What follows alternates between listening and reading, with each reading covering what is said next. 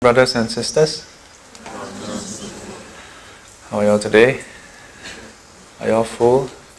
Yes.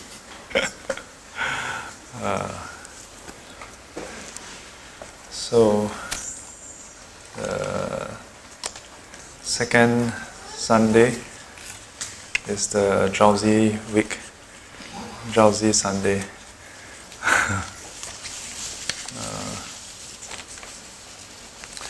Okay, so today, let's see, who is new on my left side? Left side, anybody who is new? I think left side. Nowadays, left side tend to be all the season parking holders. Anybody? No, I think everybody is have been here before and introduced. How about the right side? Yes, all introduced before, right? Yes. Yes. Hello. Yes.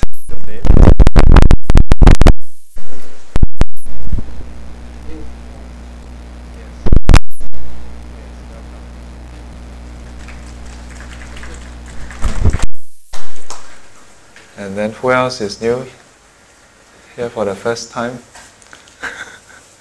Valerie, on your left, check your left and right. Check your own left and right.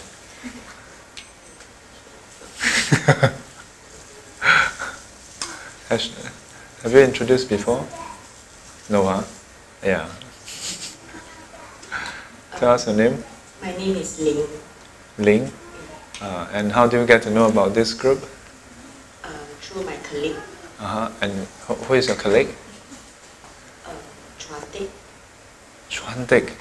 Oh, and where is your friend Chuan Tik? Oh, he's not here. He's not here. Yeah, usually happens. Yeah, friends and colleagues will recommend for their friends and colleagues to come, and then they don't come. Have you had your lunch? Yes. You have. Okay, good. Welcome. Very good colleague. Yeah. Who else is here for the first time? I think the rest are all. Who is that? There's this young girl. Oh, she's introduced before. Huh? Yeah. Okay. Yeah, she's very coyly looking into the distance, avoiding eye contact with me. Okay, I think everybody is accounted for. Alright, so welcome to SGC, where we have our weekly group cultivation. Short chanting, short meditation, and not so short Dharma sharing. Today will be a bit short because we overrun our time for the lunch gathering. Yeah. So, yes. So, can you all remember right view? Yes. So, this time. How many weeks ago? 3 weeks ago. 3 weeks ago we stopped on right view. Last week we touched on the Bodhisattva precepts. That is the first week of the month, where we would share on the Bodhisattva vows, the Bodhisattva precepts. And the week before that we had Chaka, the Bodhisattva conference. And then the week before that we had the session on right view. So just try the writing thing. Okay, good. Today we'll wrap up the next part, right intent. Yeah, so what is right view? We started off a few weeks ago, about a month ago, yeah, or 5 weeks ago. 5 weeks ago we started on right view, setting forth our attitude towards the Dharma, the teachings. Then we went into the text proper, yeah, and in that sutta, Sammaditthi Sutta, which is inside the Mahjjima Nikaya. Are you familiar with Mahjjima Nikaya? Say yes. Say yes. In front of the Buddha, don't lie. Some of you are familiar, some are not. So, some students never feedback to me, and they ask me like, why don't we have a common text that we can use in all temples? Yeah, you know, like some other religions, they have one text. It's easier. Why do we have so many different suttas? Yeah, and not all suttas cover the same sutta. Yeah, and then when you finally sit down and look at all the suttas, then you realize it's not one or two books; it's a whole library of books. So I told the person, well, what to do? For some religion, the founder gave teachings for 4 to 5 years, whereas for the Buddha, he taught for 45 years. So a bit hard to, even by raw numbers. But even more importantly, was what I repeatedly highlighted, that the teachings of the Buddha is said to put an end to our life's question. Yeah, it's supposed to provide the very answer to life's suffering. So then the question is, why should we expect that answer to be anything trivial or simple, given that we are so complex? But still, actually, his teaching is quite straightforward. Yeah? The Four Noble Truths. What's the first Noble Truth? Yes, the first Noble Truth of suffering. And the second Noble Truth, cause of suffering. So, the third Noble Truth, the cessation of suffering. And the fourth Noble Truth, the path leading to the cessation of suffering. In so many ways, it is ahead of its time. Yeah, it is like the approach that we take today. Yeah, you first establish the problem statement. Yeah. What is the current situation? Then after that, you do an analysis. What is causing it? Yeah, and after knowing the current situation and the cause of it, then you ask yourself, okay, what is your projected outcome that you desire? Yeah? Beyond the present state, what is the intended outcome? What do you want to see at the end of the day? In this case, the cessation of suffering. And show of hands, how many of you would like to suffer? Okay, good. You're in the right class. So a long time ago, someone asked this question like, what makes a person a Buddhist? Yeah. And the simple answer is anyone who wants to seek the end of suffering. And if you really think about it, if you go by that definition, then you realize that practically everybody is a Buddhist.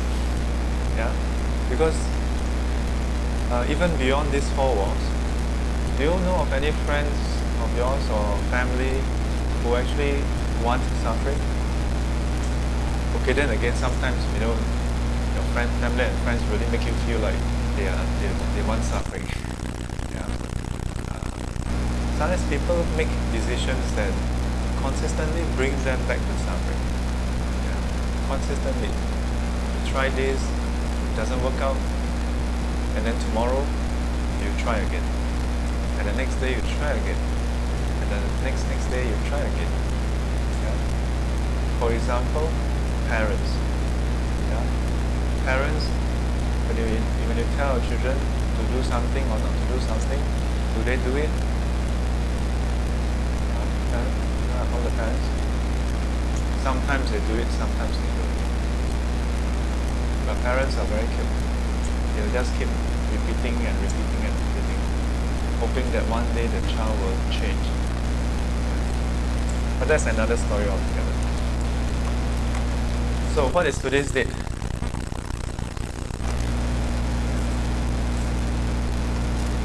Today is the 12th of November.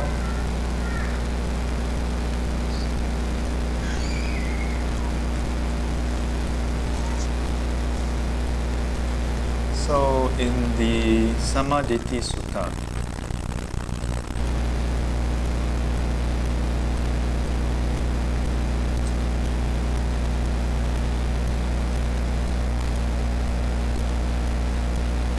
under the Mahjjima Nikaya,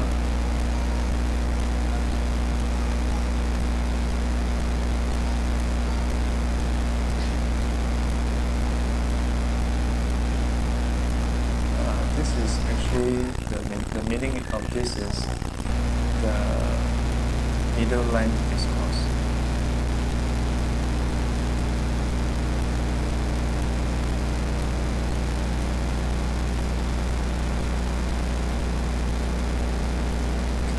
And this is Sutta number 9, Sammaditthi Sutta. And Sammaditthi is translated as right view.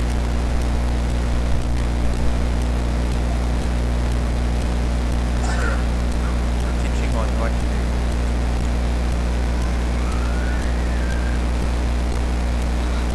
So about 4 weeks ago we went through it, and it started off with the Buddha giving teachings on what is right view, and so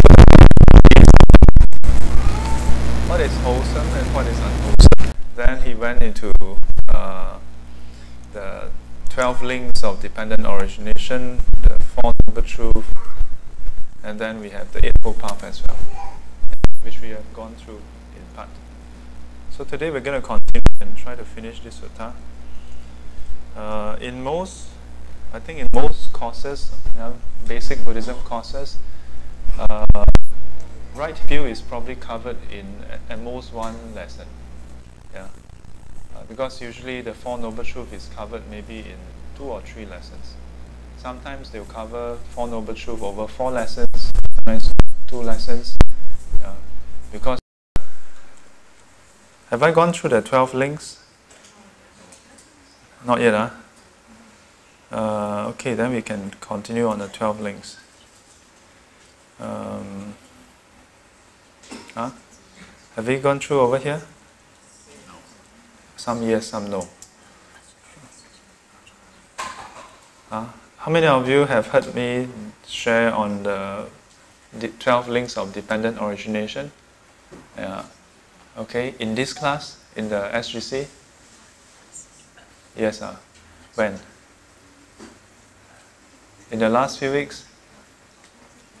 Over here in SGC, right? Yeah, I actually did. Yeah, I did. But since, who have not heard before? Who have not heard before?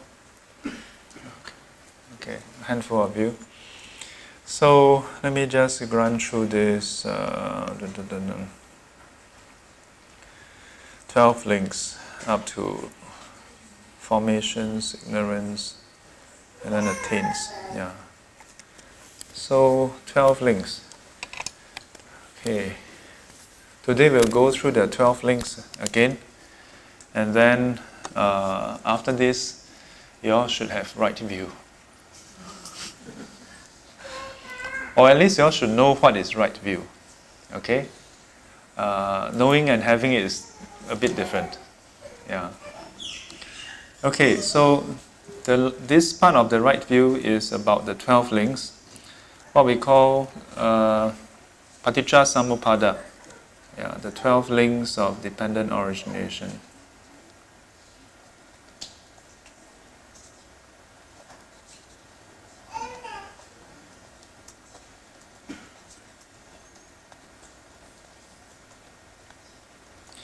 Link to this question is, where do we come from? Where are we going? Why are we going through all this? Have you ever thought of these questions? Huh? Like eye contact. Yeah. Part of it is because of the food coma. Yeah, I can almost see all the faces going. Yeah, the other part is the Dharma coma. The moment we talk about like Dharma, then all. Yeah. So, question number one, listen carefully. Yeah. No $100 million to reward you if you get it correct. But there's no correct or wrong answer. Have you all thought of this question? How did we end up being born? Have you all thought of this question before?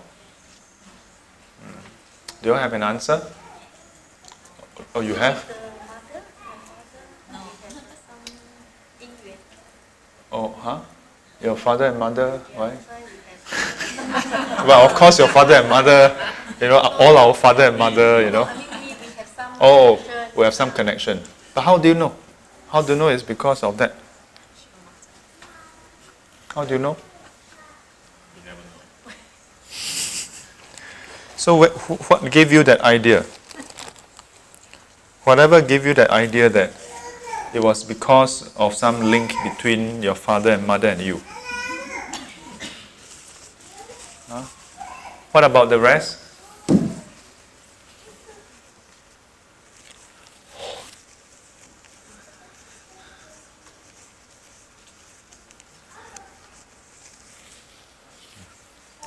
Huh? What about the rest? Huh? No answer, say no answer lah. No answer, okay. Yeah, everybody is just so sedated. Even I feel very sedated. All the blade drain, all the blood. Is it blood? Say blade. All the blood drained to the stomach. No idea what I'm talking about. So, the question, how did we end up here? How about where are we going? Yeah. After dying, after this life. Yeah. Where do you think you all will go? Or do you think you all will go anywhere? Because these days, for many young people, there's this very popular notion, popular idea, and it's called, yes, see, there's the young person, YOLO.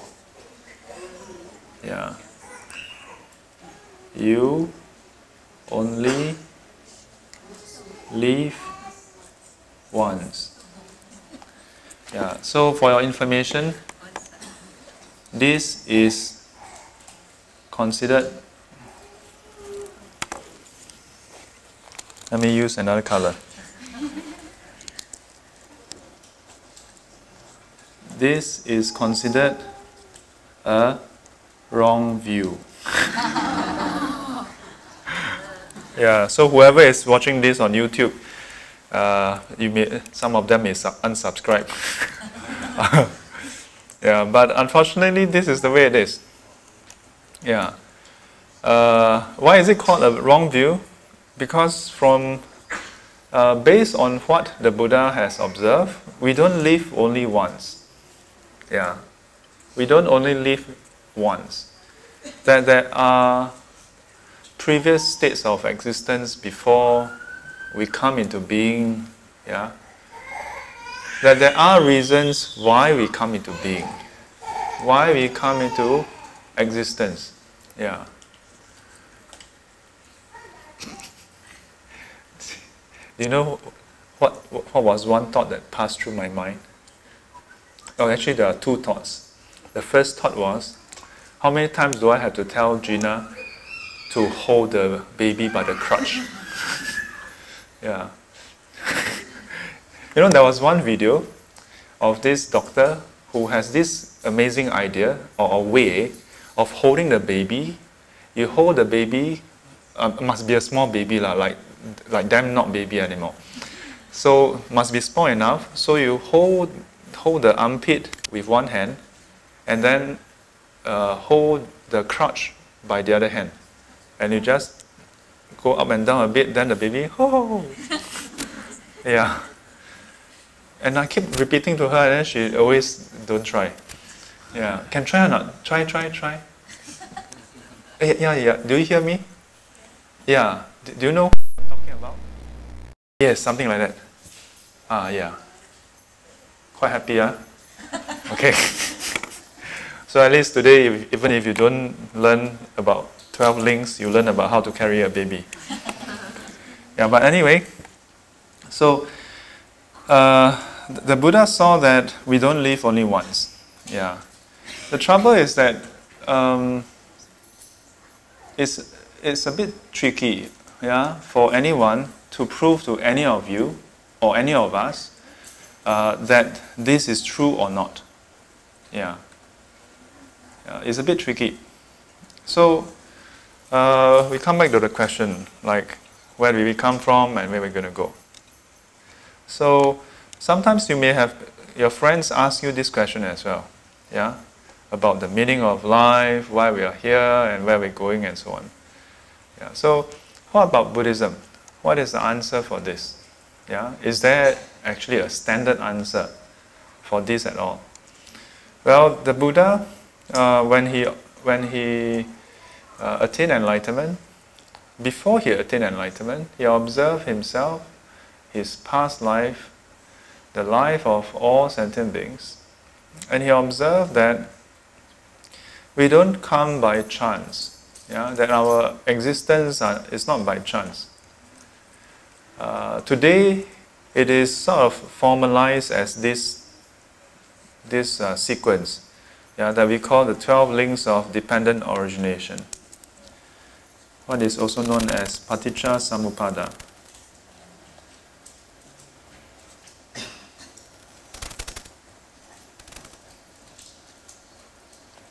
The 12 links of dependent origination.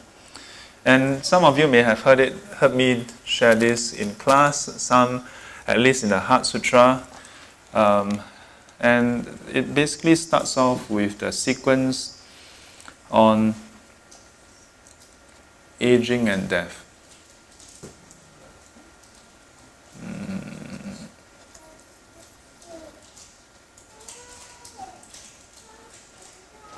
Yeah. Where does aging and death come from? Yeah. What is the condition for aging and death?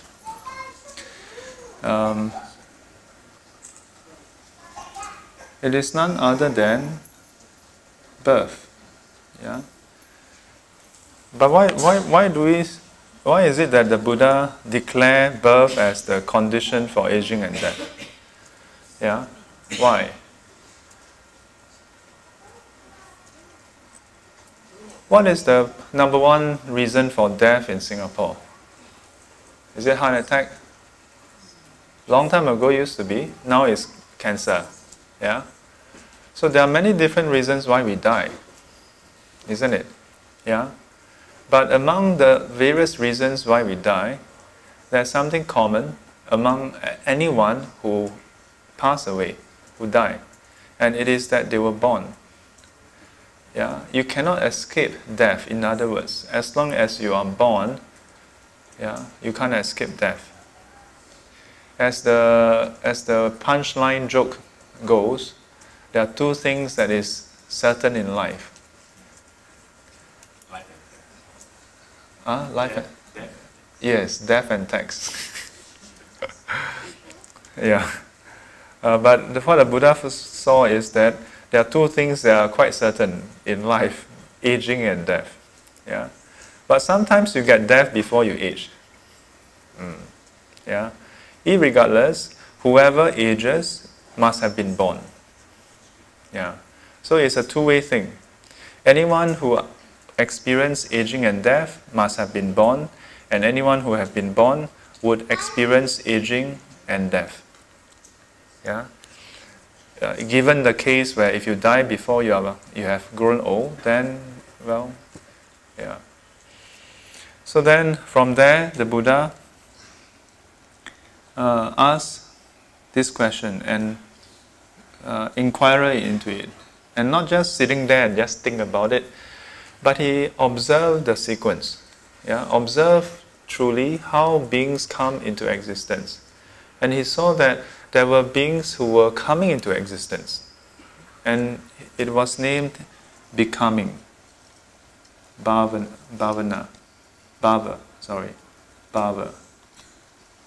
Yeah? Becoming. In other words, some being going into existence. Much like, why are you all here? How did you all come to be here? It was because you took the process of coming here. If you didn't take the process of coming here, would you suddenly just pop up here? Yeah. But why would you decide to take on that process of taking a bus, driving here, taking Grab, or even walking here? Why? Because there was something that you were looking forward to, something that you held on to, that you was something worthwhile, such as SGC. Yeah. How many of you at the end of your life would cling on to SGC so strongly that you will come for rebirth?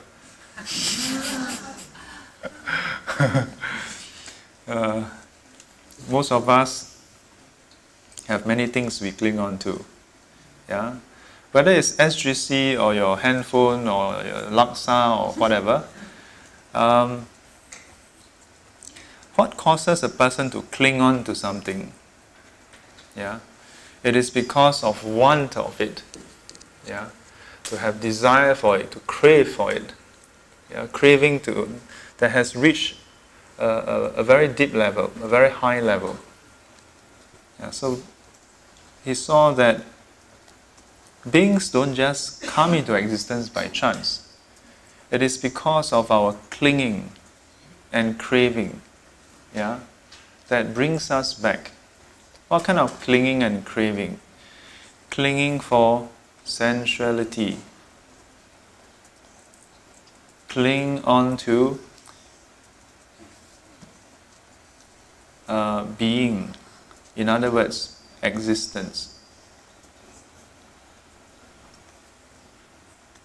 Cling on to views.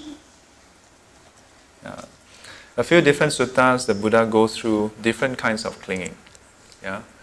It can be cling on to sensuality, cling on to form, cling on to non-form as well. Yeah? In other words, any kind of clinging, yeah, to this world is the very thing that brings us back.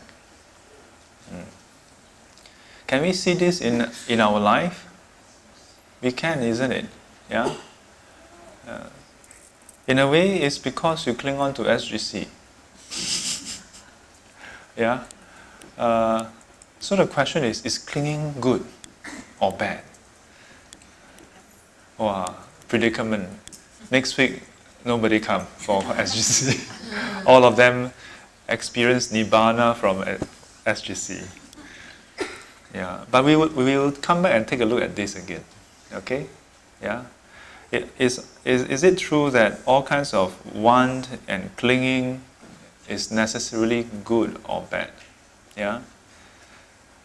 One thing we know for sure, if you don't cling on to it, you don't want it, you probably won't come back. You won't revisit a place. Yeah? If it doesn't preoccupy you. But why would you want something? Can you want something that you don't know about at all? Yeah? Can you? If you don't know about something at all, meaning that you have no idea of its existence at all, is it possible to crave for it? You cannot possibly crave for it, isn't it? Yeah? So you must crave for something only when you have had an experience of it. Yeah? And we call that experience Vedana, and oftentimes translated as feelings. But it's more like an experience, yeah, or sensation.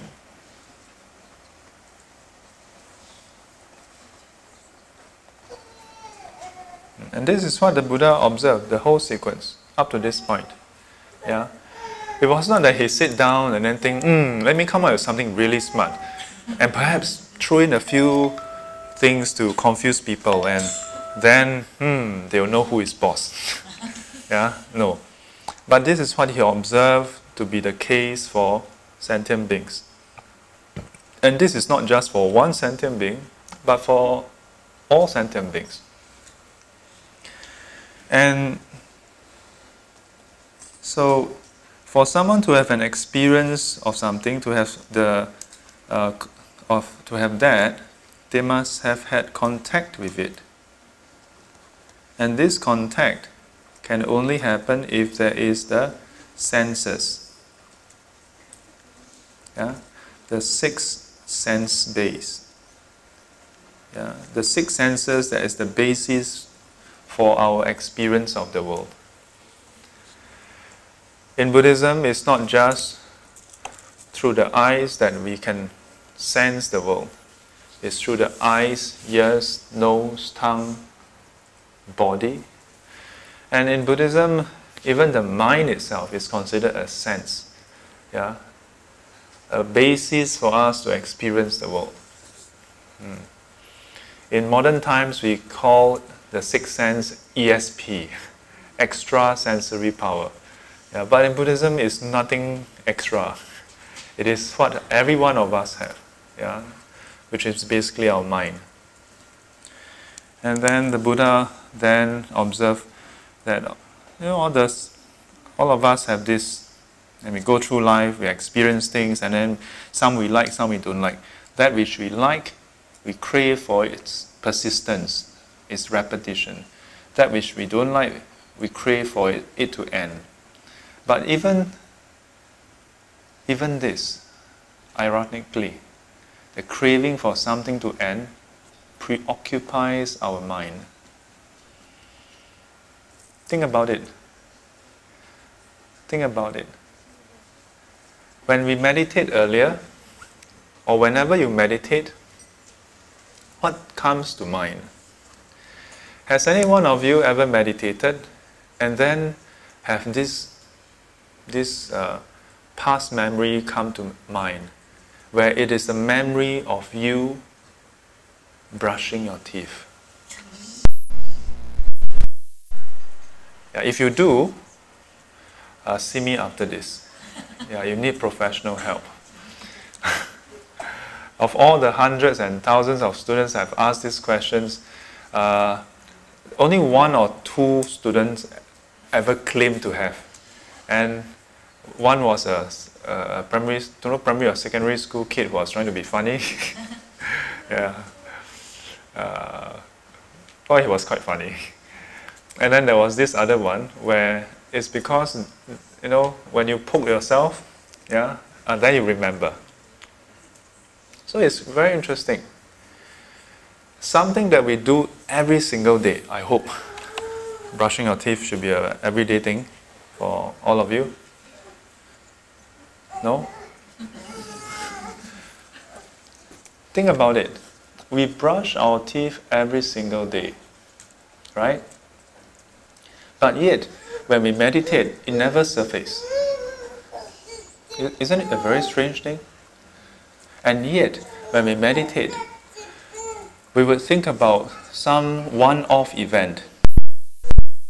Sometimes we think even happen that may happen in the future, but has not happened. But wait, let's try another thing.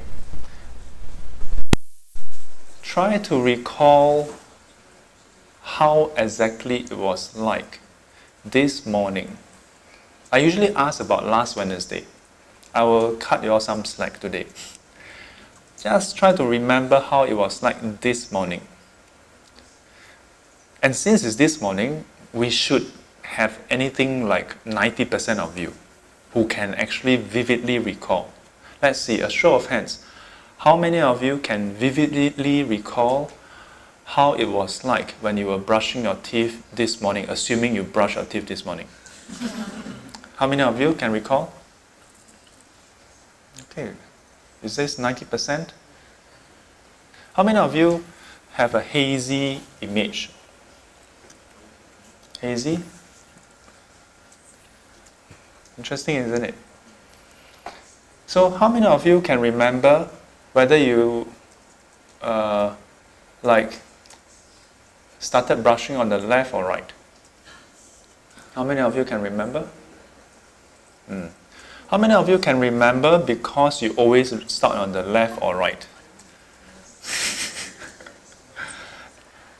Whereas, how many of you recall because you really recall, yes, today although it is the 37,855 fifth time I do it, but yes, every single time, except the other time when I was in Penang and then I brushed on my right side. Most of us don't remember such things, you know. So to be fair, I'm asking you all ridiculous questions. Yeah. It is not fair. Why? Because, do you find brushing your teeth interesting? No. And that's why I always tell people, if you can use your handphone like you use your toothbrush, then there's no problem. Because nobody ever get attached to their toothbrush. You know, but we get attached to other things that we don't even use so often. The trouble with us is, you see, while with our six sense bases, we go through life, have many conveniently ignore. We are oblivious of them. Why and when? Well, because for the most part, when we brush our teeth, it is in an experience that actually have a special category of its own. It is called neither painful nor pleasant. Have you ever like brushed your teeth and like, wow, today, wow, I'm shocked, you know. Wow. No, yeah? But you have to brush your teeth. So you brush your teeth. But have you ever have pain brushing your teeth? Maybe. Can you recall the one time it was painful? And that's the thing. When it's painful, you can remember. Yeah? It's just like breathing. You can't remember every single breath you breathe. But the one time you almost drowned, yeah, you can remember. You know? And so that's the thing. Because when it is painful enough, it will leave an impression. Or when it's pleasant enough, it will also leave an impression. And it is these two that elicit, unwittingly, it elicits this response from us. Yeah? Because if it's painful enough, what happened to us? We very naturally respond with aversion, dislike. And in our typical, very standard, let's not use the word typical. Singaporeans don't like the word typical. We like standard. The standard Singapore way of responding to unpleasantness. You know? One time is frustration. Yeah, if it's 3 times, it's funny. Yeah, but it depends whether you are smiling or not. Yeah, if you are smiling, yeah, then it can be sarcasm. Yeah. So even this very subtle response, yeah, would have registered in us. And the reverse is true as well. If it's pleasant enough, it will capture us. It will, well, not really capture us nowadays. We will capture it and then post it on the Facebook, on Instagram, and then we will then crave for the second thing. Yeah. In fact, in a way, now we are craving for 2 things. We crave for that thing itself, and we crave for likes on Instagram, the heart shape on Instagram. We crave for other people's affirmation of our craving. Yeah? And so, between these two, everything else that's in between, which includes breathing, which includes brushing our teeth, which includes when our relationship has stabilized. Before it stabilizes, there's a lot of ups and downs, excitement, not sure whether he likes you, not sure whether she is into you. Yeah? So there's a lot of highs and lows. And then finally, when you are quite confirmed already, or you get married, then the spark and the up and down goes away. And then it becomes like breathing. Why is it becoming like breathing? Like breathing, you're going to die without it. Yeah, but when it's working, you don't really feel it. Yeah. So sometimes I counsel couples, and they ask me, a common question that they ask me is, Shifu, I don't really feel much for my other half now, you know. Is something wrong? So I'm like, well, it depends.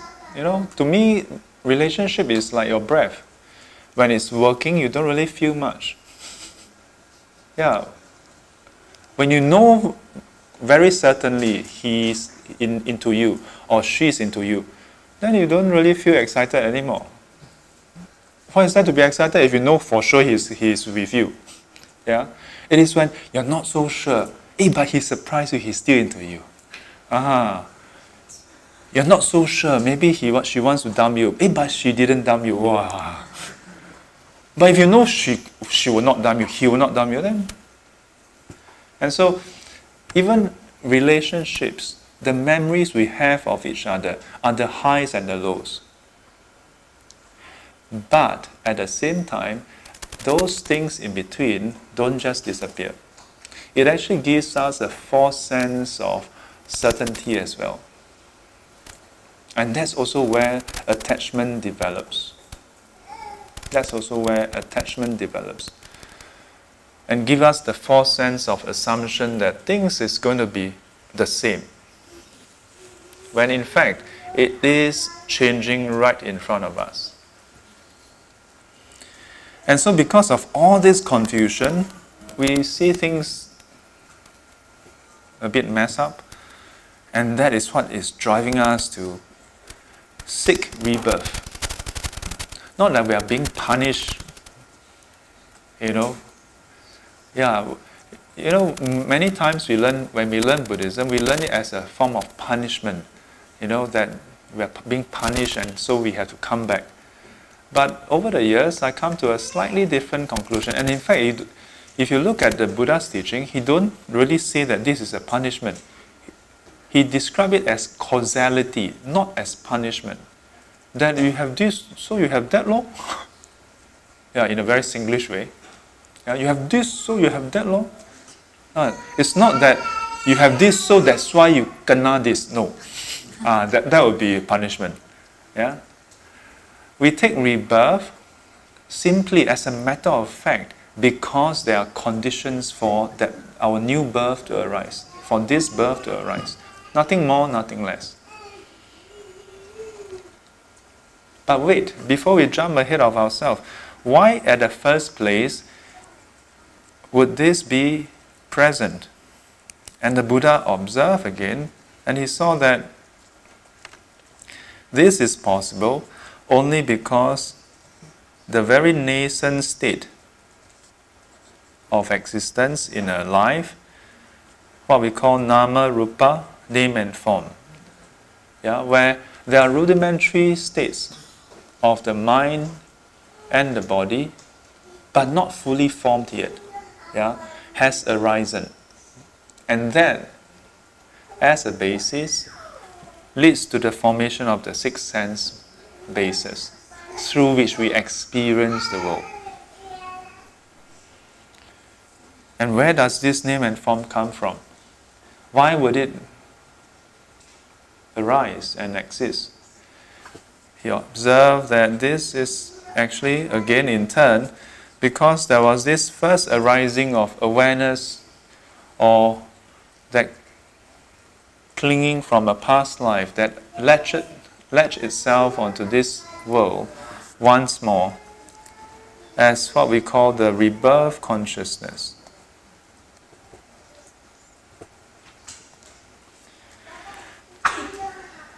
And this rebirth consciousness is due to the past volition. This is where karma comes in. Yeah, in the previous life where actions were done, yeah, all kinds of actions. And then at a certain point in time, when we die in the past, one of these action, yeah, reach culmination, fruition, and we hold on to this. We cling on to that experience, good, bad and ugly, everything in between. We cling on to that with dear life. That volition itself, with our clinging on to, leads to the rebirth. And then the question begs, yeah, why would we act in all kinds of ways? Why would anyone? I mean, sometimes you read a newspaper, or sometimes you hear a friend or somebody, and they do stupid things. But sometimes we do stupid things, yeah, in our whole life. Yeah, I don't know about you, but I've done a lot of stupid things. And in fact, I'm quite glad I did all those stupid things. That's why my talks are interesting. If I didn't do any stupid things and never encountered all the different people, then my talk will be like, oh, well, yeah, life is suffering, so yeah, why? Don't know. You know? Yeah. So, why do we do stupid things? Why do we act? Simply because someone said this, so I act. Someone didn't say that, I act. Why? We are driven by ignorance. That's why.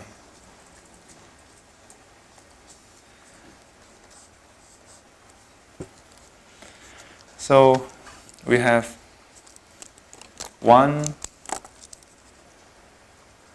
2, 3, 4, 5, 6, 7, 8, 9, 10, 11, 12. The 12 links. And these 12 links, in a macro view, being driven at the start with ignorance, but it doesn't just with that. It is, and from ignorance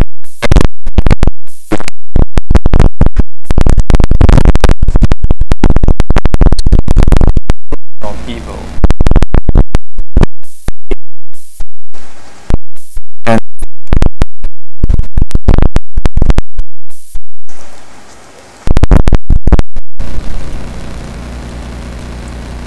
And this drives us through the sequence.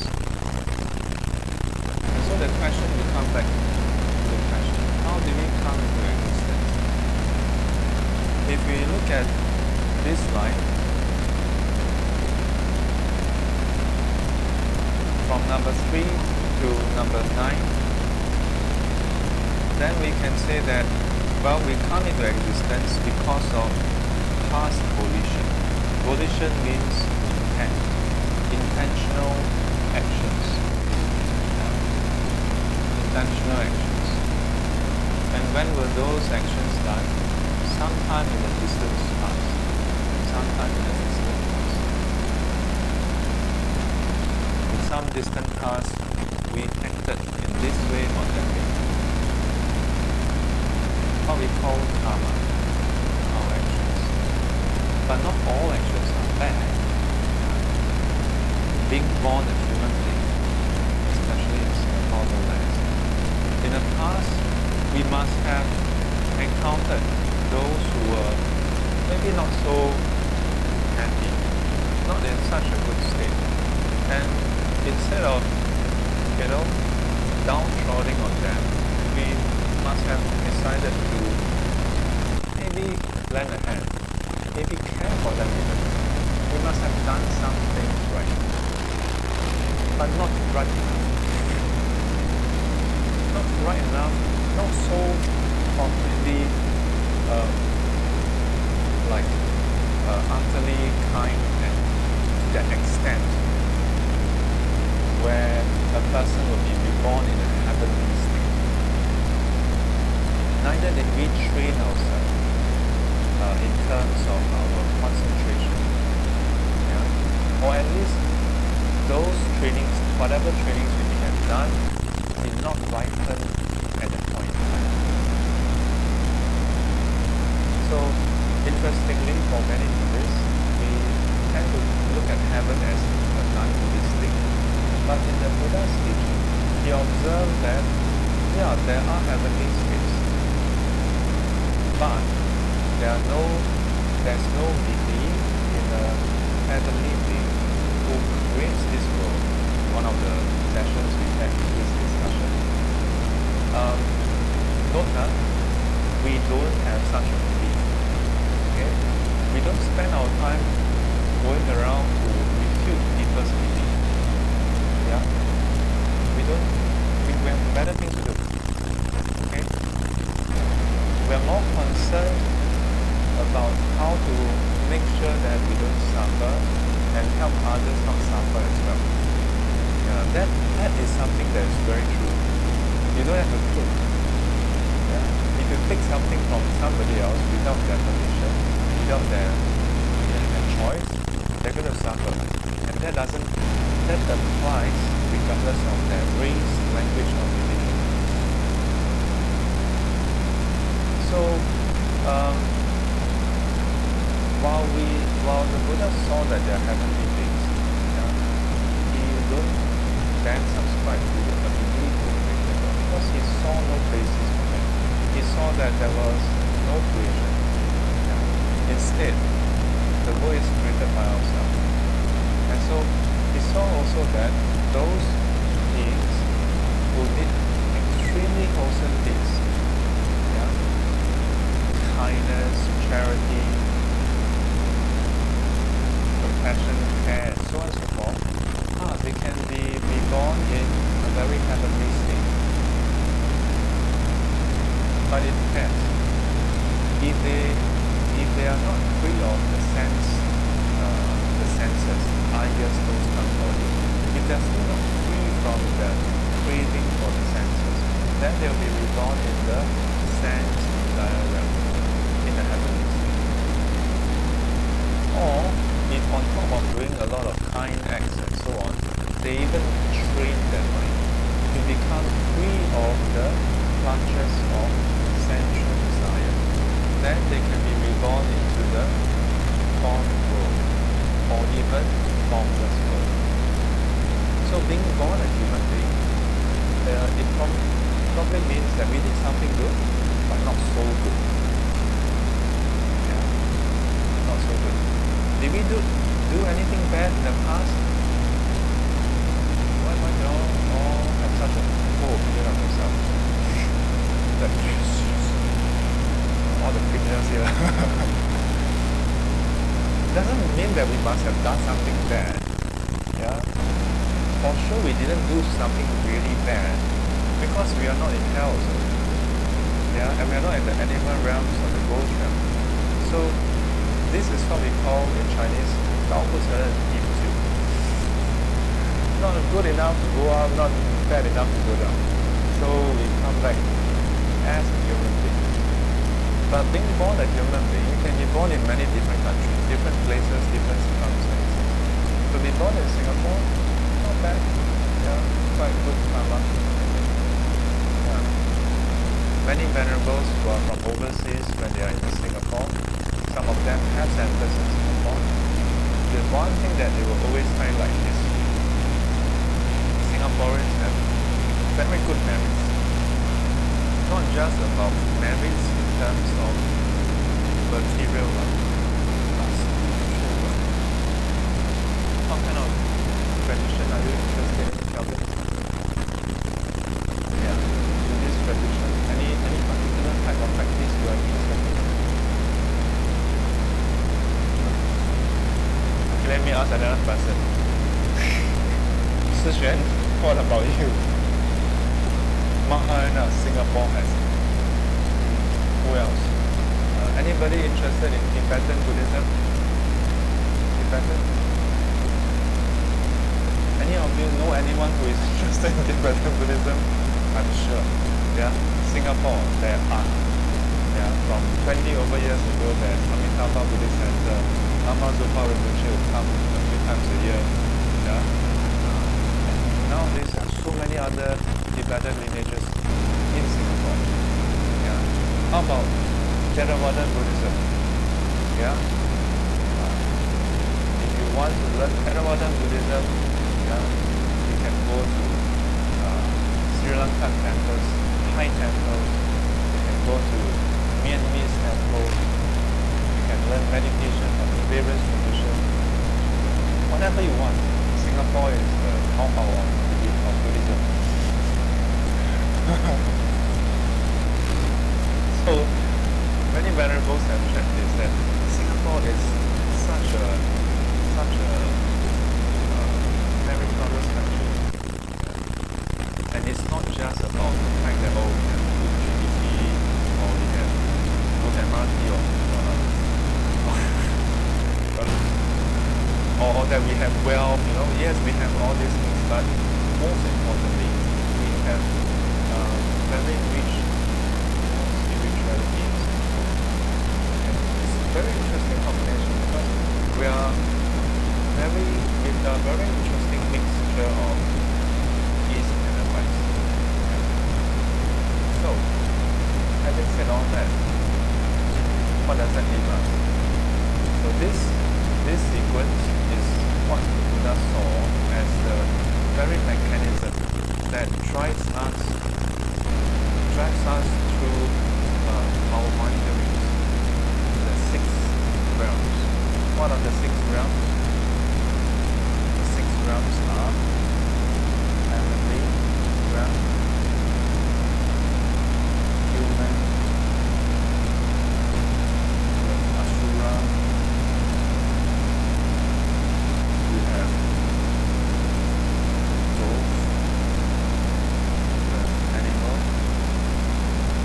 and we have hell. 6 realms. And so this mechanism drives us around and round.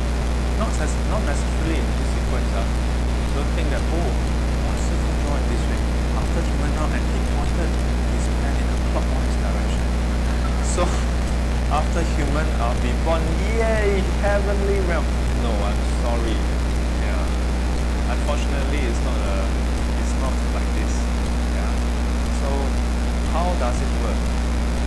It depends on your memory. So we may have our own wish to be reborn as a human being or in heaven. Yeah. Anybody would like to be born as an asura? Some beings who is prone to anger and jealousy. Anybody? But the funny thing about life is that nobody wake up thinking, I'd like to be angry today. But we end up being angry as well. Nobody think, today, like if everything is going well for you, if you're having a crappy job and then you're quarreling with your family and what, then you sometimes will think, you wake up in the morning and you think, I'm going to find someone to quarrel. But if everything else is going well, you don't think in this way, isn't it? Yeah? Do you think the baby wants to cry? Do you think so? If the baby have a choice, he wouldn't cry. Yeah? So, as much as we don't have the wish to be reborn as an asura, if you continue to act like an asura, then you find yourself being born as an asura. If a person acts in a manner that is more like an animal, and I'm not talking about those nice animals you see on YouTube, the duck feeding the bird and then the dog helping each other, not that kind of animal. Yeah. But animal in the sense that you act with ignorance, with illusion, you go on to wrong views and so on. Yeah. So we are born into the different realms according to the inclination of our mind. Yeah. That drives our actions. Question.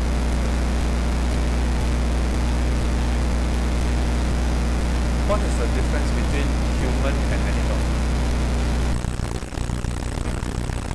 That is a very profound question. Well, human beings and animal realm, in Buddhism, we are considered to be two separate realms. Scientifically, we are considered under the same classification that we are both animals. But let me classify it. Share with you another classification. The fact that we have physical matter.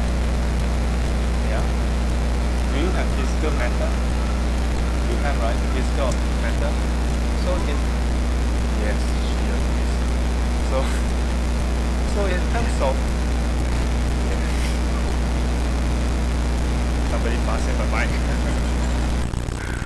So in terms of that, we could say that we are like physical objects.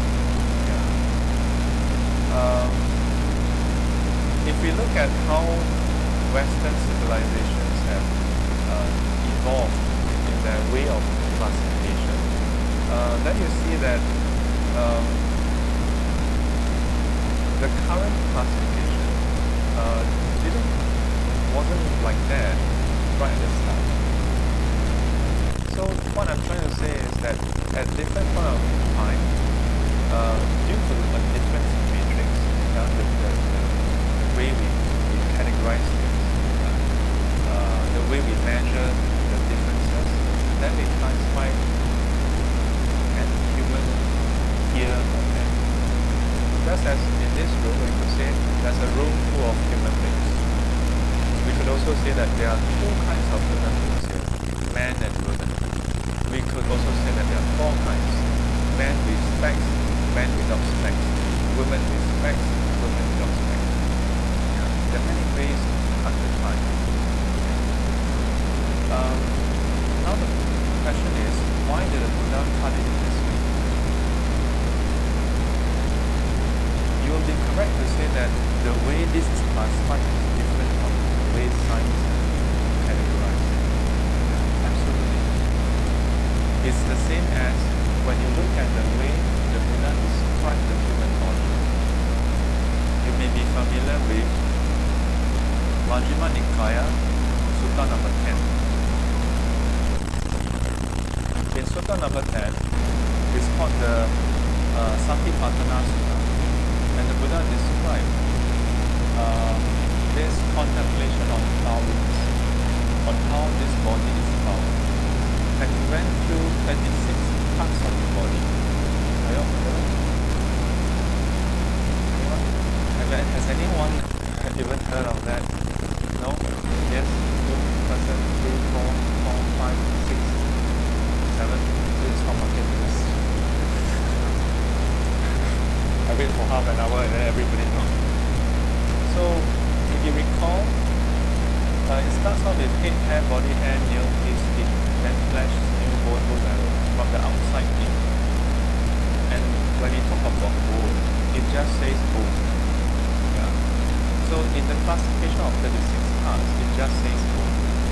And if you look at the contemplation on the 9 stages of decomposition, then it talks about different parts of the body. And yet, if you look at commentaries, it gives even more detailed description. But if you go back to the Sutta where the Buddha first mentioned it, it didn't give much detail. Why? Because if you look at the human anatomy text for a first-year medical student, I had a friend who studied dentistry, and she showed me the text. It was just crazy. Yeah. Just our feet has so many different small little bits of bones. What does that say? Well, when the Buddha described the body, his aim was not to make us medical students. He wasn't trying to educate us on medicine. No. He was trying to highlight that, well, as much as this body seems to be one block, seems to be you, seems to be a permanent entity, you. But no, it's not just that. There are many disparate parts that by themselves is not pleasant, far from it. But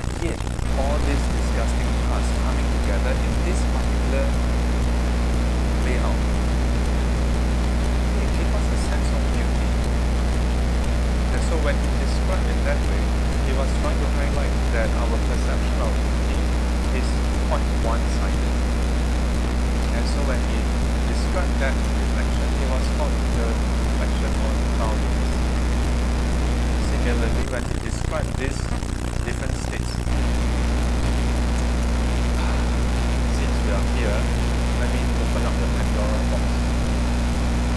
Do you know that what kind of ghosts have you all encountered?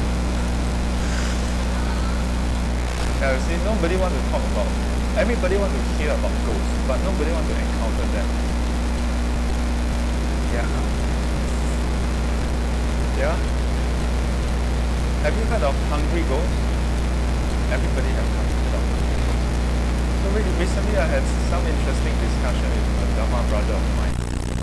And the more we discuss, the more we realize that, yeah, over the years, we have actually encountered a lot of different description of ghosts. And so we realize that ghost is really, or many times we say hungry ghost, is but like a broad label. Just a broad label. Just like greed, hatred and delusion, greed is just a broad label for this huge umbrella of different levels of want, of desire. And hatred, or sometimes anger, is just one label to describe a whole plethora of different human vegetation. So similarly, human, ghost, animal and hell, all this is not just one system, but many ones grouped together. For what purpose? Why are they grouped together? In many ways, we are very similar to animals physically. But from what the Buddha was describing, there was another term for this six. It was known as the five destination, or path. You know, in Chinese we call it 六道轮回.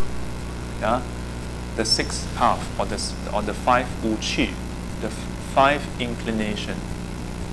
Yeah. And so he didn't classify them according to their physical traits. Yeah, although in some sutras he did describe, the two foot, the 4 foot, the many foot, the many feet rather. Yeah, but in this case, when he classified in this way, he was describing their differences in terms of the karma that they have planted. The karma.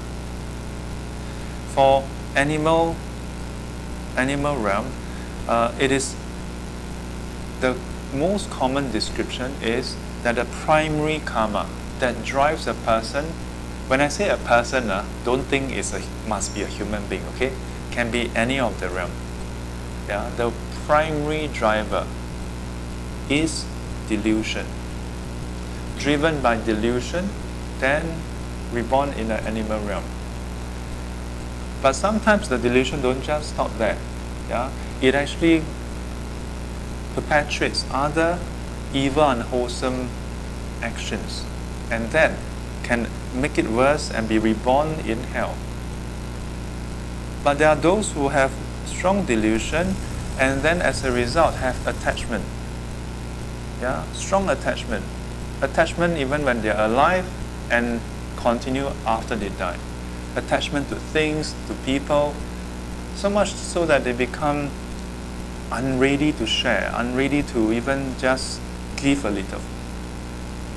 And so it's not just one type of ghost also, but a whole range of different ghosts. But the primary driver would be that strong attachment. And then they get reborn in the ghostly realm. Common description is hungry ghost, because that's almost like a very gross description of the kind of suffering they have there.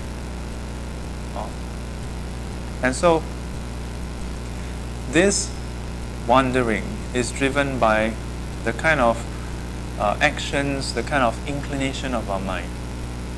And that is shaped by the state of our mind, whether there's greed, hatred or delusion, or there's a an absence of it. Yeah. So yes, you'll be absolutely right to say that this way of classification is different from the scientific approach to classifying things. For that matter, in science, there's no recognition of ghosts, hell, heaven, or asura. Yeah, because it's currently not observable. Yeah, I like to think yet. Yeah, which then opens up another big box. You know, that you should realize by now that in Buddhism there is that element of faith as well, because we can only see the human realm and the animal realm for most of us, and none of us want to see the ghost realm. We all hope to see the heavenly realm. Yeah, we don't really want to see this also. Yeah, so despite that, what the Buddha observed is that this wandering actually happens, and driven by these roots that he called defilements. Why called defilements? Because these states actually corrupts the mind, taints the mind. Yeah. And talking about taints, while this is the 12 links, what about ignorance? Where does it come from? Where does it come from? So if you had attended the Heart Sutra, you would have seen that bonus paragraph where I cited this Mahjjima Nikaya number 9, and the Buddha highlighted, if you were to trace this present life, it can be traced to that particular action driven by ignorance. But that particular ignorance wasn't just floating around in mid-air. Yeah?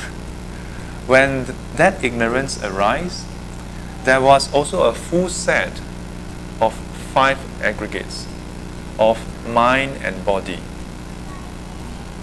And in that point in time, maybe you were a young man or a young woman, or maybe you were a heavenly being or something. Okay?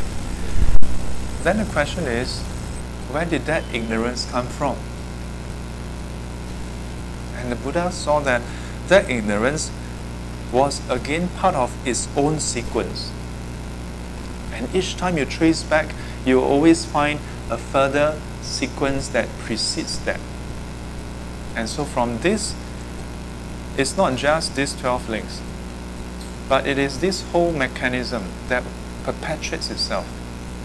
And as a result, he saw that there was simply no first ignorance. And so he described our existence as since beginningless time. Since beginningless time. But still, where did this ignorance come from? And he saw that besides being conditioned by past ignorance, it was also conditioned by sensuality.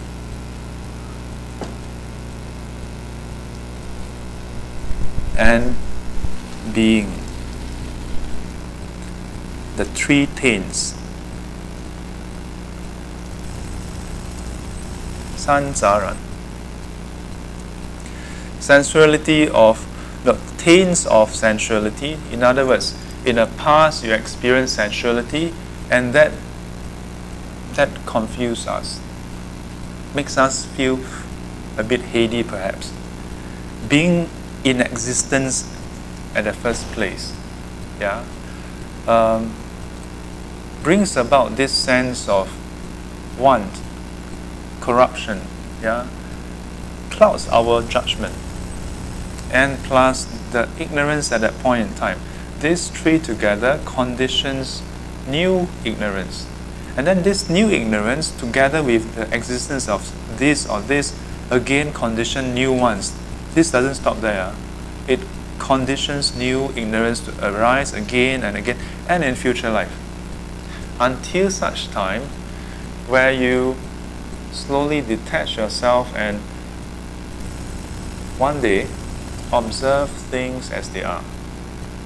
Then in one of the sequence, you would cut away ignorance. Buddhism is not about committing suicide. Huh? Some people think, oh, in that case, let's just end our life, just end here. No.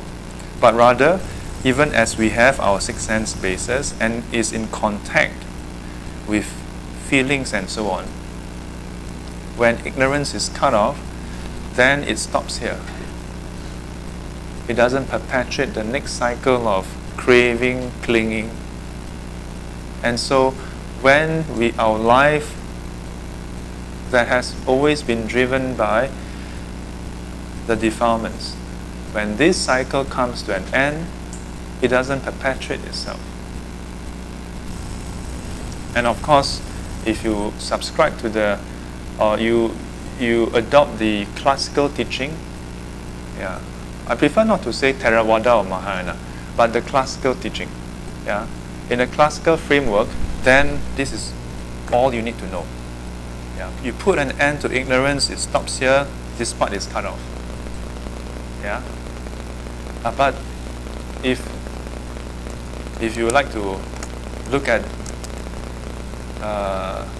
the framework from Mahayana teachings, then it says this cycle driven by ignorance, perpetuated by greed, hatred and delusion is cut off. But it doesn't mean that then we just disappear into thin air. It just means that we stop being driven by this, but we are driven by love, compassion and wisdom.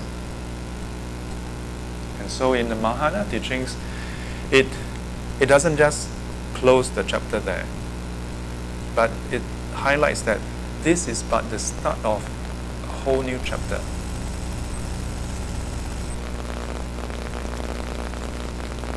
And if you can remember everything that was said, that is right for you. For more information, look at Sammaditthi Sutta in Mahjjima Nikaya. Yeah.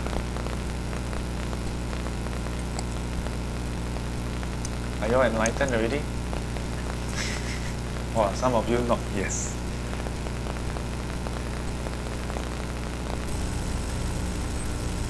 So 12 links actually describe this part of our existence.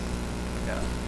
Some people think that, oh, Buddhism doesn't have an answer to where we come from, where we go. No. In the very first discourse that the Buddha gave, yeah, it is actually insight. Yeah. Sometimes when we come into Buddhism, we tend to be exposed to the part on, oh, merit making. Or we get exposed to the part on just meditate. Yeah, and sometimes, depending on the lineage, we may be exposed to only one particular sutta, or that sutta, or this practice, and so we kind of miss the larger picture. Yeah. This is but among various suttas that, you know, we can piece together a larger scheme of things. Okay. Next week, when we come back, we'll touch on right intent and right speech. All right? Put our palms together.